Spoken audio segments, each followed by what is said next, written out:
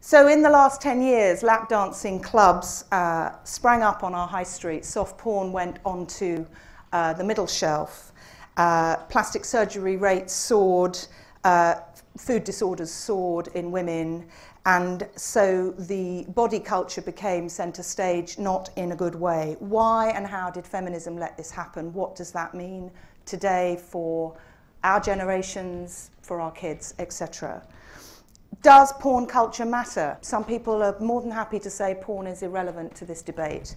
To what extent has porn culture, if we do think it matters, affected women's role in public life, limited it, when arguably there are many pointers that say women are doing very well? In fact, in the British Journalism Review, Jane Moore, one of the celebrated columnists, has said, you know, it's official, there's no glass ceiling, it's over.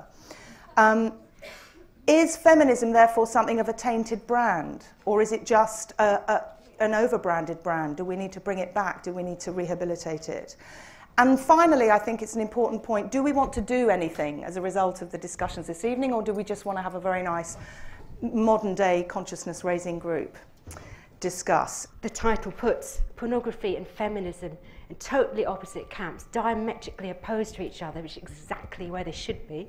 We can maybe talk about that later to people who think porn is feminist and porn's great and lovely. I've been thrilled to see the government, the opposition, the London mayor, either published or on the brink of publishing absolutely visionary strategies on how to end violence against women and girls.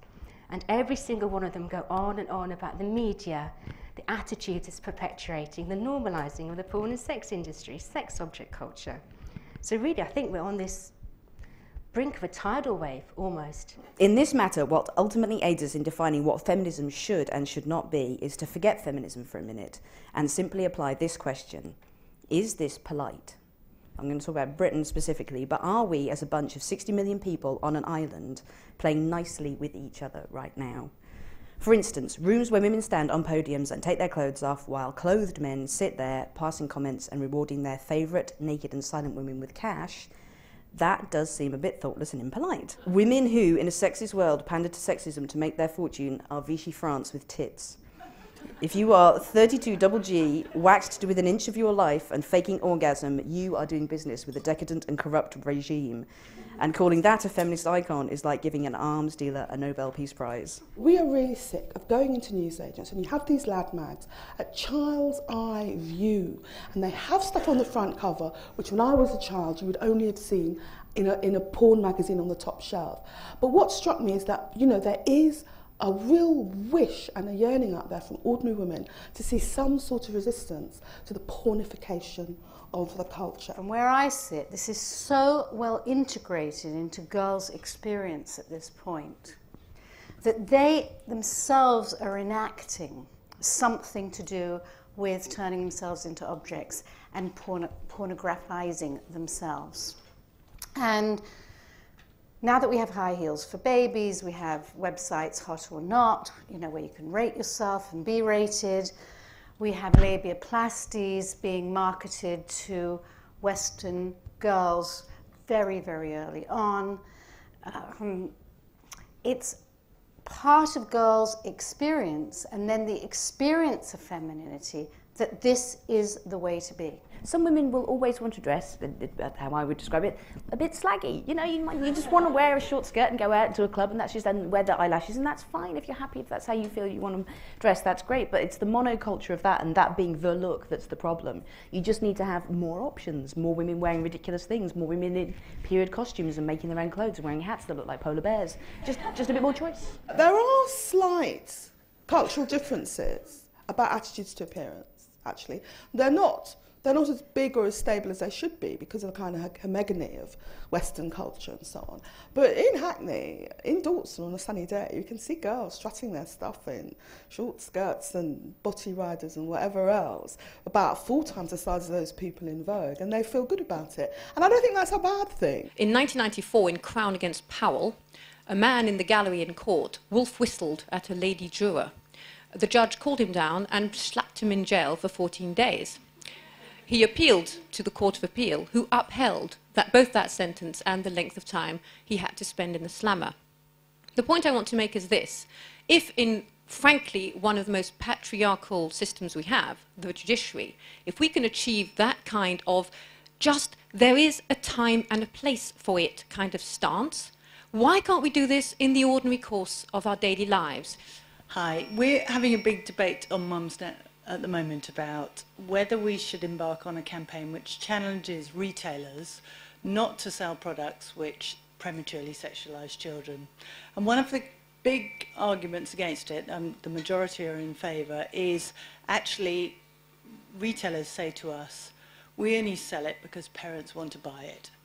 And I just wondered what your take on that was. I mean, I know what my take on it is, but I'd like to go back to my community with what the panel said as to why we should pursue this campaign when, in fact, you know, if there was no market, it wouldn't be happening. Are you pro or anti censoring it and taking it off the shelves? God, I don't know. Because that actually... You want to I kind of wish people didn't make it in the first place. I certainly don't want to buy it, and I certainly would hope people don't feel pressurised to do it. But I don't know.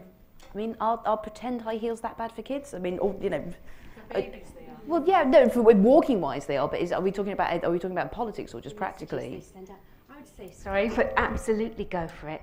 I don't know if you know, but W.H. Smith has recently withdrawn all the Playboy bunny pencil cases to little 8- and 9-year-old girls.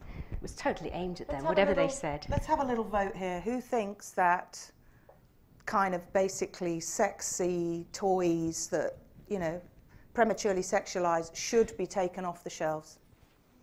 I think that we should really be talking about this atmosphere, the fact that it's pushed in our faces all the time. We need to sort of fight back against this and get the sex industry put into sex shops, not next to the, you know, buying a topic or whatever. And I also wanted to talk about, just briefly, about somebody saying not all men are bad. Of course they're not. You know, lots of us object activists have partners, male partners. There are men involved in it. And so I'm a little bit offended that somebody would assume that we think all men are bastards. We've been talking about the web a lot as a tool of oppression. How can we harness the power of the internet to use it as a tool of liberation, celebration?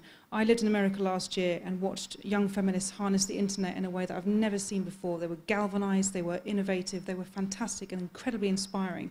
I think there's a similar groundswell, looking around the room here at the age demographic and the kind of, you know, vibrancy of who's here, to really do that here. What we need to do is actually fundamentally change our society and our culture in a range of areas so that women and men as human beings are equally valued and treated with equal respect. And then for whether it's porn, whether it's entertainment, whether it's the media, whether it's an education, they will be represented and treated as such. And I think that is the way forward. Well, that is a good moment to come, I'm afraid, to closing remarks, because there's a little rustle of restlessness here and we could, in fact, be here forever otherwise. So, Susie, what's your closing point? I think the longer I've listened to this discussion, the more that I want to divide. I don't want to call porn and sex the same thing. I might want to call porn violence, and I might want to call sex something we really don't yet understand. Just more choice of things for women to be and more politeness in people's acceptance of where we are. Yeah, just generally just ask yourself, is this polite? And I think generally if you look at something and it's not, then that's probably not a good idea. And more choice for what we can be. I'd like to say thank you to everyone for coming here today. Fantastic questions and really thought-provoking. Thank you to Julia, who's been a fantastic source of support. Thank you for hosting this event, which has been fantastic. Thank you to everyone who's donated to Object as well. And if you'd like to find out more about us, there are a lot of people in T-shirts, and there are other people not in T-shirts, with the kind of the posh end of the market, I guess. We've got little badges on. Just talk to us, find out about what we're doing, how you can help, how you can support us. Well, this has been good. This has been great. Thank you all.